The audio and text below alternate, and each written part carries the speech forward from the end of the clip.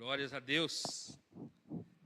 Que a bênção do Senhor seja sobre cada um de vocês, cada família, cada lar aqui representado, sobre aqueles que estão nos ouvindo nessa noite. Que a graça e a paz de nosso Senhor Jesus Cristo seja com todos vocês. Amém, irmãos?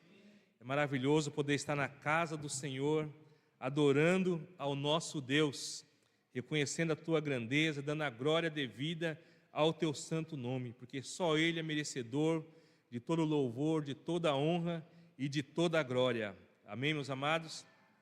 Vamos estar orando nesse momento, antes de entrarmos para a meditação da palavra do Senhor. E eu quero lembrar que estivemos visitando a mãe do nosso irmão Mateus, a dona Célia. Ela já está bem melhor, graças a Deus, já está se movimentando, já está se alimentando sozinha. Que bênção, irmãos! Já está conseguindo comer, segurar um copo. Isso é uma bênção muito grande, pela situação que ela estava. Muitos ali estavam quase perdendo a esperança, mas Deus realizou um milagre na vida dela, amém? Estivemos ali, oramos por ela e falamos: quando você estiver em casa, vamos fazer uma visita para você. Ela ficou toda feliz, deu aquele sorrisão lá. E é muito bom a gente ver o milagre de Deus na nossa vida e na vida das pessoas também, amém, irmãos? E aproveitamos para orar por alguns pacientes. Tinha uma senhora lá, a Maria do Carmo, pediu oração. Oramos por ela, ela ficou muito feliz. E é muito bom, irmãos, poder estar fazendo a obra do Senhor. Está mostrando que temos um Deus poderoso, um Deus verdadeiro que cuida de nós, que pode realizar maravilhas em nossas vidas. Amém, irmãos? E é com essa confiança que quero convidar vocês a orar nesse momento. Se você tiver algum pedido de oração, erga sua mão para estarmos orando nesse momento. Coloque a vida da sua família, seus parentes, seus amigos, aqueles que estão necessitando. Eu quero aproveitar para pedir oração em favor do marido de uma colega de serviço. Ele fez alguns exames, apareceu alguns nódulos ali. Ela pediu oração, falou: pastor, ore por nós lá, que estamos passando por um momento difícil. Então, que Deus coloque a sua mão de poder e realize um milagre também naquela vida. Porque Deus, Ele é poderoso, Ele pode realizar maravilhas a favor de todos aqueles que creem. Amém, irmãos? Vamos orar nesse momento? Maravilhoso Deus, aqui estamos diante da Tua presença, Pai. O Teu povo reunido para Te louvar, para glorificar o Teu santo nome, ó Pai, para Te exaltar acima de todas as coisas. Porque nós reconhecemos que o Senhor é o nosso Deus, Deus Todo-Poderoso, Criador e sustentador de toda a terra. O Senhor é o nosso Pai, aquele que cuida de nós, que está atento às nossas necessidades. É por isso que estamos aqui diante da Tua presença, colocando a nossa vida diante de Ti.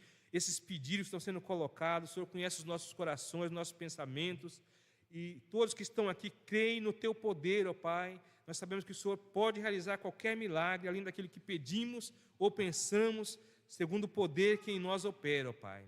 Ó Deus bendito, se alguém que está enfermo, nós pedimos a Tua mão de cura sobre essa vida, Pai. Coloca a Tua mão e restaura a saúde daqueles que estão necessitando, ó Pai. Oramos especialmente em favor da dona Célia ali, que está naquele hospital, ó Pai. O Senhor já realizou um milagre na vida dela, ó Pai. Continua fazendo uma obra que em breve ela possa estar de pé, ó Pai. Ela possa reconhecer que o Senhor é Deus e entregar realmente a sua vida para Ti, ó Pai. Esteja também, ó Pai, com aquela senhora que pediu oração, a Maria do Carmo. Coloca a Tua mão de poder, ó Pai. Tenha misericórdia dela, cura aquela enfermidade, ó Pai, em nome de Jesus. Queremos pedir pelo marido da Antônio, Vanderlei, ó Pai. Tenha misericórdia dele, para aparecer esses resultados lá nos exames médicos, que o Senhor coloque a Tua mão de poder, que não venha a ser nada grave, e se for também o Senhor tem poder para curar, para restaurar a saúde dele, ó Pai. Esteja com todos aqui nessa noite, com cada pedido que foi colocado diante da Tua presença, ó Pai, e atenda conforme a Tua vontade, ó Deus. Ó Pai bendito, quando vamos meditar na Tua palavra nesse momento, que o Senhor abra o nosso entendimento, ó Pai, abra o nosso coração para entendermos a Tua palavra e reconhecer que o Senhor é o nosso Deus e o Senhor é aquele que cuida de todos nós. É o que nós pedimos e agradecemos em nome de Jesus. Amém. Amém, igreja?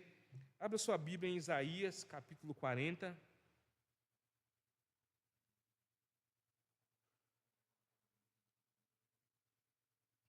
Isaías, capítulo 40. Fosse colocar um título aqui, seria igual aquele hino do cantor cristão: Descansando no Poder de Deus. Amém, irmãos? Vamos cantar no final esse hino: Descansando no Poder de Deus. Amém?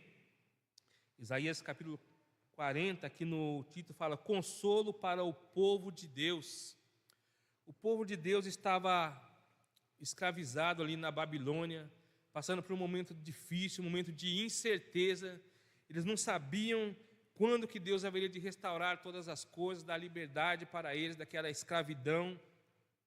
Eles reconheceram que eles estavam ali porque havia pecado contra Deus, havia desobedecido, havia adorado deuses estranhos, deuses feitos pela mão dos homens, e tinha deixado de adorar o Deus verdadeiro, o Deus todo-poderoso, aqueles que havia libertado do Egito, aquele que havia conduzido com mão forte através do deserto, e o povo havia se rebelado contra Deus, esquecido das maravilhas de Deus. Aí veio o castigo sobre eles. Deus falou: vocês vão ficar lá na Babilônia durante 70 anos.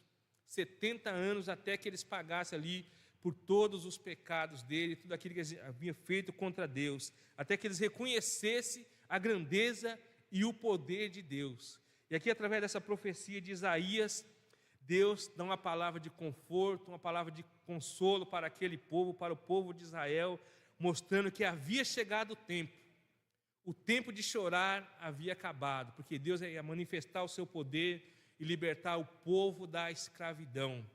E dentro dessas promessas de Deus, aqui no capítulo 40, há promessas para nós também, que estamos aqui hoje, nessa noite.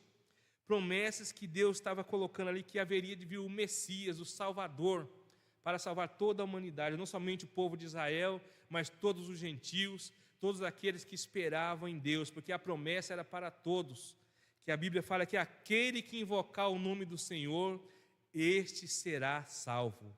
Amém, irmãos? E esse capítulo é um capítulo que eu gosto muito, que mostra a grandeza de Deus, o poder de Deus, mostra as nossas falhas, as nossas fraquezas também, a nossa dependência do Senhor, e mostra que precisamos esperar em Deus, independente de todas as coisas, independente de todas as circunstâncias que enfrentamos em nossa vida. E hoje, como temos bastante tempo, vamos estar lendo todo esse capítulo aqui, irmãos. Então vamos aproveitar para degustar aqui da palavra do Senhor nas nossas vidas, amém? E assim começa: consolem o meu povo, diz o Deus de vocês. Encorajem Jerusalém e anunciem que ela já cumpriu o trabalho que lhe foi imposto. Pagou por sua iniquidade e recebeu da mão do Senhor em dobro por todos os seus pecados. Havia chegado o momento que eles já pagaram pelo pecado deles, todo o sofrimento que eles receberam em dobro por causa do pecado, por causa da iniquidade deles, por ter abandonado a Deus, e agora vem uma palavra de esperança para todo aquele povo. O verso 3 fala: uma voz clama no deserto, preparem o caminho para o Senhor, façam no deserto um caminho reto para o nosso Deus. Todos os vales serão levantados, todos os montes e colinas serão aplainados, os terrenos acidentados se tornarão planos, as escarpas serão niveladas, e a glória do Senhor será revelada, e juntos todos a verão, pois é o Senhor quem fala. Amém, irmãos? De quem que está falando aqui? Está falando do Messias, irmãos. Está falando quando fala voz do que clama no deserto. Quem era a voz do que clamava no deserto? Vocês lembram? João Batista. Ele apareceu lá pregando a palavra de Deus, o batismo do arrependimento, e foi anunciado para se cumprir essa profecia aqui, voz do que clama no deserto. Prepara o caminho para o Senhor. Ele veio trazer a mensagem de arrependimento. Aqueles que pecavam tinham que abandonar os seus pecados e tinham que aprender a repartir com aqueles que estavam necessitados também, estar preparados ali para a vinda do Messias, aquele que haveria de trazer a salvação para toda a humanidade. Então essa era a mensagem de João Batista: arrependimento e aguardar a chegada do Messias que se cumpriu naquela época. Amém? E aqui continua: uma voz ordena, clame, e eu pergunto, o que clamarei? Que toda a humanidade é como a relva, e toda a sua glória como a flor da relva. A relva murcha e cai a sua flor, quando o vento do Senhor sopra sobre elas. O povo não passa de relva. A relva murcha e as flores caem, mas a palavra de nosso Deus permanece para sempre. O que o profeta haveria de clamar? Clamar para aqueles seres humanos daquela época: vocês não são nada. Vocês não são nada comparados ao nosso Deus, à grandeza do nosso Deus. Vocês são apenas como se fosse uma relva, aquela plantinha que cresce, aparece aquela beleza, depois ela murcha e depois ela seca. Assim é o ser humano. Nós somos como se fosse comparados com a relva. A relva murcha e cai a sua flor. Quando o vento do Senhor sopra sobre elas, o povo não passa de relva. Quem somos nós, irmão? Não importa se você é rico, se você é pobre, se você tem milhares e milhares de dólares, para o nosso Deus isso não tem importância nenhuma, porque todos nós somos iguais perante o nosso Deus. E o nosso destino é o mesmo, tanto para o rico, tanto para o pobre. Então, a nossa esperança tem que estar no Senhor, porque é Ele que vai nos dar a vitória. Ele é aquele que tem poder para nos levantar do pó e nos assentar lá nos lugares celestiais que Ele tem preparado para o seu povo. Amém? E aqui no versículo 9 continua: você que traz boas novas a Sião, suba num alto monte. Você que traz boas novas a Jerusalém, erga a sua voz com fortes gritos. Erga, não tenha medo. Diga à cidade de Judá: aqui está o seu Deus. Amém, irmãos? Assim deve ser nós também, irmãos. Clame em alta voz, anuncie o Senhor, anuncie o que Ele tem feito por você, o que Ele pode fazer por aqueles que estão precisando. Anuncie que há salvação no nome do nosso Deus, no nome do nosso Senhor Jesus Cristo, porque nós somos o sal da terra e a luz do mundo, como nos diz a palavra, irmãos. A luz tem que falar num lugar acima do monte, onde todos possam ver, todos possam enxergar e ver que há esperança para eles. Amém? Assim nos diz a palavra de Deus. E essa era a ordem para Isaías: clamar, gritar em alta voz, falar para o povo de Judá: o tempo da escravidão acabou, há esperança para vocês, Deus vai agir, Deus vai libertar você desse lugar. E essa palavra serve para nós nos dias de hoje, independente do momento que você está vivendo. Às vezes você pode estar vivendo um momento até de escravidão, escravidão do pecado, escravidão dos vícios, escravidão dos maus pensamentos, escravidão de tudo aquilo que te afasta de Deus, que te desanima, que te deixa de cabeça baixa. Pois bem, irmãos, essa é a palavra do Senhor. Clame em alta voz que há esperança para você. Deus pode te libertar de tudo isso. Você só precisa confiar nele, porque o nosso Deus, ele é todo poderoso, como o profeta vai anunciar aqui. Diga à cidade de Judá: aqui está o seu Deus, o soberano. O Senhor vem com poder, com seu braço forte. Ele governa e a sua recompensa com ele está, e seu galardão está com ele. Todo momento de luta, de tristeza, de angústia vai se acabar, porque a palavra, nós temos promessa da parte de Deus, irmãos. Lá em Apocalipse fala que o Senhor vem sobre as nuvens e todo o olho o verá, e o seu galardão, a sua recompensa está com ele, para dar a cada um conforme as suas obras. Aqui, como está dizendo aqui em Isaías, o seu galardão o acompanha, a sua recompensa com ele está. Amém? E a outra palavra de esperança para aquele povo, no versículo 11: como pastor, ele cuida do seu rebanho, com o braço ajunta os cordeiros e os carrega no colo, conduz com cuidado as ovelhas que amamentam suas crias. Lembra da mensagem da semana passada? Aqui mostrando o nosso Deus como nosso pastor, aquele que cuida de nós, aquele que cuida das nossas ovelhas. E aqui esse povo tinha essa promessa: como pastor, ele cuida do seu rebanho, com o braço ajunta os cordeiros e os carrega no colo, conduz com cuidado as ovelhas que amamentam suas crias. Quem são as ovelhas do Senhor? As ovelhas do Senhor somos nós, irmãos. Cada um de você, Ele olha a cada um de você, Ele chama cada um pelo nome. E as ovelhas do Senhor seguem o seu Senhor. Quando ouve a voz do Senhor, ele segue. Não segue a voz do mercenário, do bandido, aquele que quer roubar, matar e destruir, mas segue a voz do pastor.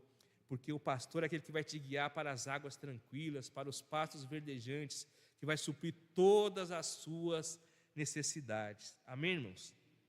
E a partir daqui, irmãos, no versículo 12, ele começa a mostrar a grandeza de Deus para aquele povo.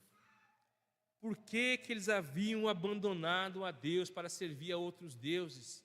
Deuses feitos pelas mãos dos homens, deuses de pedra, deuses feitos de pau, de coisas preciosas. Por que que eles abandonaram a Deus? Eles esqueceram a grandeza do nosso Deus? Mas será que muitas vezes não cometemos o mesmo erro, irmãos? Esquecemos a grandeza de Deus, o poder de Deus, como Ele opera em nossas vidas. Será que muitas vezes não começamos a reclamar, começamos a murmurar, não estamos satisfeitos com nada, nada nos agrada, nada traz alegria ao nosso coração? Às vezes acontece isso, irmão, porque nós somos seres humanos, nós somos falhos, mas nessa hora é o momento de você se voltar para a palavra de Deus.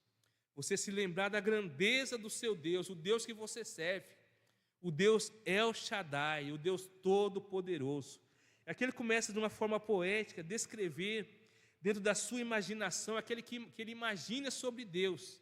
Ele tenta descrever a grandeza de Deus aqui com as suas palavras. Nós não temos condições de descrever a grandeza de Deus, o poder de Deus, a imensidão do Senhor, mas o profeta, ele se esforça aqui para transmitir essa palavra de uma maneira maravilhosa, irmãos, como nós vamos ver agora.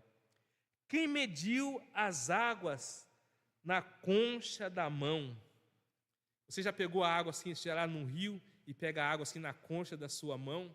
Ali tem um pouquinho de água na sua mão. Aqui ele está falando que Deus, Ele mediu as águas, todas as águas que existem, irmão, na concha da sua mão, para mostrar a grandeza de Deus. As águas do firmamento, das fontes subterrâneas, de todos os lugares, águas do rio, dos mares. Deus, pelo seu poder, na imaginação aqui do profeta, ele mede essas águas nas suas mãos. Você pode imaginar a grandeza de Deus. Ou com o palmo definiu os limites dos céus? Você pode medir com um palmo da sua mão, 1 palmo, 2 palmos, 3 palmos, e Deus, com a sua grandeza, Ele mediu os limites do céu, os limites do universo ali, porque Deus, irmãos, Ele está em todos os lugares. Vocês lembram lá do Salmo 139? Para onde fugirei da sua face? Deus está em todos os lugares. Se você subir os céus, Ele está lá. Se você descer nas profundezas da terra, lá Ele está também. Se você for lá no mar, Deus está lá. Ninguém pode se esconder de Deus. Nem as trevas podem encobrir você de Deus, porque as trevas e a luz para Deus são a mesma coisa, como nos diz lá o Salmo. Então aqui o profeta, de uma forma maravilhosa, ele define: Deus, ele mediu os limites dos céus em palmos, com a palma da sua mão. Outra coisa maravilhosa: quem jamais calculou o peso da terra, ou pesou na balança, ou pesou os montes na balança e as colinas nos seus pratos? Imagine você pegar todas as montanhas e pesar na balança. Naquele tempo era aquela balança, tinha um prato de um lado, um prato do outro, e tinha uma coisa que você segurava, assim, uma haste, e você colocava uma mercadoria de um lado, a mercadoria do outro, tinha aquele equilíbrio, aquele peso. E aqui ele está dando um exemplo dentro da sua imaginação, que Deus pegou aquela balança e pesou os montes e as colinas nos pratos daquela balança, mostrando a grandeza de Deus. Quem definiu limites para o Espírito do Senhor? Irmãos, quem pode sondar a mente do Espírito de Deus, esquadrinhar a mente do Espírito, o conhecimento do Espírito Santo de Deus? Esse é o Deus a quem nós servimos, irmãos, a quem adoramos. Deus que não há nada impossível para Ele. Então nada pode tirar a sua paz, a sua tranquilidade. Esse é o Deus a quem nós servimos. Amém? E aqui ele continua falando, irmãos, no versículo 13, repetindo: quem definiu limites para o Espírito do Senhor, ou o instruiu como seu conselheiro? A quem o Senhor consultou que pudesse esclarecê-lo e que lhe ensinasse a julgar com justiça? Quem lhe ensinou o conhecimento ou lhe apontou o caminho da sabedoria? Quem pode ensinar a Deus? Irmãos, mas tem muitas pessoas que querem ensinar a Deus. Acontece lá, às vezes, uma tragédia, a pessoa fala, por que Deus deixou acontecer isso? Irmãos, são coisas naturais, coisas que vai acontecer, tudo consequência do pecado. Era para você estar lá no jardim do Éden, tranquilo, lá desfrutando das bênçãos de Deus, mas, por consequência, Adão e Eva pecou, toda a humanidade foi contaminada pelo pecado e veio o castigo, as consequências. Então, os desastres que acontecem, tudo que acontece de ruim nos dias de hoje, não é da vontade de Deus, mas é da vontade do ser humano, porque o ser humano desobedeceu a Deus. Mas nós temos esperança que no final Ele vai restaurar todas as coisas. Ele parece que cria um novo céu e uma nova terra, onde habita a justiça. Então nós que temos esperança, estamos aguardando. Aqueles que não têm se desesperam e murmuram contra Deus. Uma vez um colega de serviço falou, numa empresa que eu trabalhava, falava, Deus é um gozador, porque Ele vê acontecendo tantas coisas ruins e Ele não faz nada. Como a pessoa pode não acreditar no poder de Deus e não ter esperança nas coisas de Deus? É um momento de desespero. Mas ali eu pude falar para ele sobre a soberania de Deus, a grandeza de Deus e a graça de Deus, que Ele poderia se manifestar na vida dele. Amém? Então, irmãos, nós não temos que tentar aconselhar a Deus, querer ensinar a Deus, instruir a Deus, porque Ele é o dono da sabedoria. Nós temos que fazer, sabe o quê? Temer a Deus, porque o temor do Senhor aí é o princípio da sabedoria. Reverenciar Ele, reconhecer a sua grandeza. Amém? E aqui fala no versículo 15: na verdade, as nações são como a gota que sobra do balde. Para ele são como o pó que resta na balança. Para ele, as ilhas não passam de um grão de areia. Aqui falando ainda da grandeza de Deus. Quem são essas nações que o povo tinha tanto medo, tinha tanto temor desses povos, dessas nações, da Babilônia, da Síria, do Egito, muitos outros povos que existiam naquela época, o povo temia tanto. Aí Deus fala, essas nações aí não passam como uma gota dentro de um balde. Isso aí não quer dizer nada para mim, porque eu sou todo poderoso. E aqui ele continua falando, para ele as ilhas não passam de um grão de areia. Você já foi lá na praia, vê aquele monte de areia lá, algo que não tem fim, e para o Senhor todas essas coisas não passam como se fosse um grãozinho de areia comparado com a grandeza dele, com o poder dele. Amém, irmãos? Nem as florestas do Líbano seriam suficientes para o fogo do altar, nem os animais de lá bastariam para o holocausto. Se você pegasse todas as árvores do campo para queimar e oferecer sacrifício para Deus, ainda não seria o suficiente. Você ainda não estaria dando a glória devida ao nome dele. E ele fala, nem as florestas do Líbano seriam suficientes para o fogo, nem os animais de lá bastariam para o holocausto. Você poderia queimar todos os animais, oferecer todos em sacrifício e holocausto para Deus, mas ainda não seria o suficiente. Porque Deus quer o quê? Ele quer obediência. Deus não quer somente sacrifício, Ele quer obediência. Ele não quer que você seja rebelde, quer que você o ame, que você obedeça, que você tenha um conserto com Ele, que você esteja próximo a Ele. Essa é a vontade do Senhor. Amém? Verso 17: diante dele todas as nações são como nada, para ele são sem valor e menos do que nada. Mostrando que Deus tem o domínio, Ele tem o controle. Não adianta, você pode ser o presidente do Brasil, presidente dos Estados Unidos, da China, seja lá onde for, todos eles estão debaixo do domínio do nosso Deus. E no momento certo, Deus vai colocar todos eles no devido lugar onde eles deveriam estar. Amém? Esse é o nosso Deus que governa e domina sobre todas as coisas. E aqui o verso 18, ele começa a chamar a atenção do povo. Depois de tudo que ele falou a respeito de Deus, falou, como vocês podem comparar a Deus com alguma coisa? com alguma obra feita pelas mãos dos homens. Como vocês têm capacidade de querer comparar a Deus com aquilo que vocês fizeram. Verso 18. Com quem vocês compararão Deus? Como poderão representá-lo? Com uma imagem que o artesão funde e que o ourives cobre de ouro e para a qual modela correntes de prata? Você pode comparar Deus com aquela imagem que é feita de pedras preciosas, de prata, de ouro, de correntes, aquilo que eles construíam com as próprias mãos e colocavam num lugar e falavam, esse é o meu Deus? Como você vai comparar a Deus com tudo isso?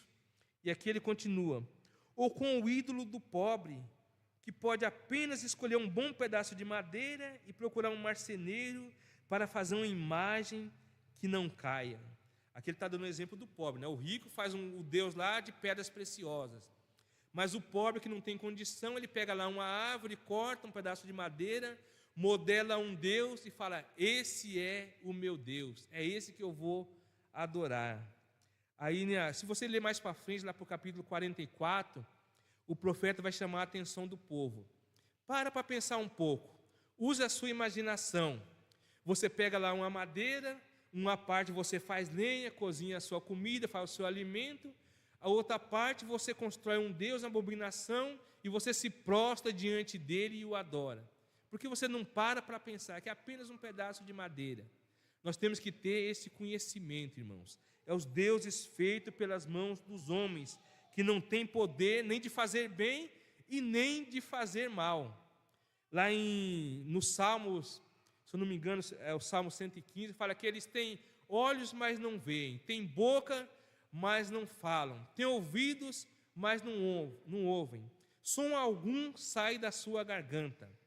Tornem-se semelhantes a eles aqueles que o fazem e aqueles que prestam culto para eles, porque o nosso Deus está nos céus, Ele faz tudo o que lhe apraz, faz tudo o que está conforme a sua vontade. É a Ele que nós devemos adorar, é Ele que deve ser reverenciado. Amém, irmãos? E aqui o 21 ele fala, será que vocês não sabem? Nunca ouviram falar? Não contaram a vocês desde a antiguidade? Vocês não compreenderam como a terra foi fundada? Ele se assenta no seu trono, acima da cúpula da terra, cujos habitantes são pequenos como gafanhotos. Ele estende os céus como um forro e os arma como uma tenda, para neles habitar. Ele aniquila os príncipes e reduz em nada os juízes deste mundo. Mal eles são plantados ou semeados, mal lançam raízes na terra, Deus sopra sobre eles e eles murcham. Um redemoinho os leva como palha. Com quem vocês vão me comparar? Quem se assemelha a mim? Pergunta o santo. Ergam os olhos e olhem para as alturas. Quem criou tudo isso? Aquele que põe em marcha cada estrela do seu exército celestial e a todas chamas pelo nome. Tão grande é o seu poder e tão imensa a sua força que nenhuma delas deixa de comparecer. Amém, irmãos? Ele nos olha lá do céu, das alturas, é como se fosse aquela multidão de gafanhoto. É como se você olhasse aquele monte de formiguinha caminhando lá, carregando aquela folhinha, você olha para ela lá, aquela formiguinha para você não é nada. Você fala assim, se eu pisar nela já era, acabou. Assim é a grandeza do nosso Deus. Ele olha para nós tão pequenininhos, irmãos, mas Ele se preocupa com todos nós, com cada um de nós. Amém? Então nós não podemos reclamar, como Ele vai dar essa exortação aqui para o povo de Israel, o povo de Jacó, no verso 27. Por que você reclama, ó Jacó? E por que se queixa, ó Israel? O Senhor não se interessa pela minha situação.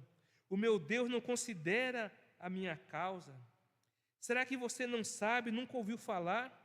O Senhor é o Deus eterno. Ele é o Criador de toda a terra. Irmão, jamais diga que Deus não se preocupa com você, que Ele não está atento à sua causa, aquilo que você tem colocado diante dEle, aquilo que você clama a Ele lá sozinho, lá no seu quarto, que quando você leva o seu pensamento a Deus, fala, Senhor, vem em meu socorro, estou precisando do Senhor nesse momento. Quando você clama a Ele lá sozinho, quando ninguém está vendo. Irmãos, há momentos que você está na presença de Deus, ninguém está olhando para você, ninguém está te vendo, mas Deus, Ele está olhando, Ele está atento ali ao seu clamor, à sua oração, ao seu pedido de socorro, e Ele pode te socorrer, Ele pode te abençoar. Você só precisa confiar nele, amém? E Ele fala que Ele é o Senhor, o Deus eterno, o Criador de toda a terra. E aqui tem uma promessa de Deus, Ele não se cansa nem fica exausto. Sua sabedoria é insondável. Irmãos, Deus não se cansa. Ele é o guarda de Israel. O guarda de Israel, ele não dormirá, ele não tosquenejará. Ele está ali atento ao nosso clamor. Os seus olhos estão sobre os justos e os seus ouvidos atentos à sua oração. Só precisamos esperar nele. Amém, irmãos? E aqui uma promessa para nós. Eu caminhei por todo esse percurso aqui para chegar nesse momento crucial para a sua vida, nesses versículos finais. O nosso Deus, Ele é aquele que fortalece o cansado. Ele dá grande vigor ao que está sem forças. Se você está cansado, está abatido, está chateado com alguma coisa, Deus é aquele que Ele fortalece ao cansado, Ele dá vigor àquele que está sem forças, amém, irmãos? Confie no Senhor, Ele vai te fortalecer, como a irmã Aline falou, como nós comentamos hoje na escola bíblica, aqueles que estão com as mãos calejadas, né, irmãos? Estão com os joelhos ali vacilantes, estão fraquejando, Deus pode dar vigor, Ele pode dar força, Ele pode te colocar de pé, amém? E te sustentar. E há momentos na vida, irmãos, que nós vamos estar cansados mesmo, vamos estar exaustos. E aí que você tem que clamar a Deus. Até os jovens, no verso 30. Até os jovens se cansam e ficam exaustos. E os moços tropeçam e caem. Os jovens também se cansam. Eu me atrevo a dizer que os jovens de hoje estão mais cansados do que nós, que estamos um pouquinho mais de idade, né, irmãos? Eu, com 54 anos, eu falo para os meus filhos, estou voando ainda. 54 anos, hein, irmãos? Ainda estou bem ainda. Aí a Luana fala, você é um velho. Ela fala brincando, mas eu sei que ainda tem muita lenha para queimar ainda, irmãos. Porque Deus é aquele que nos sustenta, aquele que nos fortalece, aquele que nos dá vigor. Amém?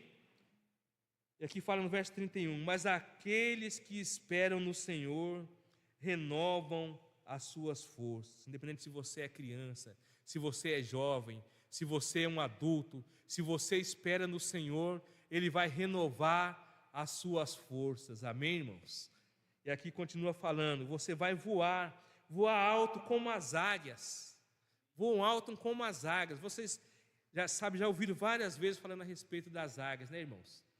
Dizem que as águias, quando vem a tempestade, ela está voando lá no alto e vem a tempestade, ela não é nem boba de enfrentar a tempestade, ela passa pelo meio da tempestade e fica lá no alto, observando a tempestade lá de cima.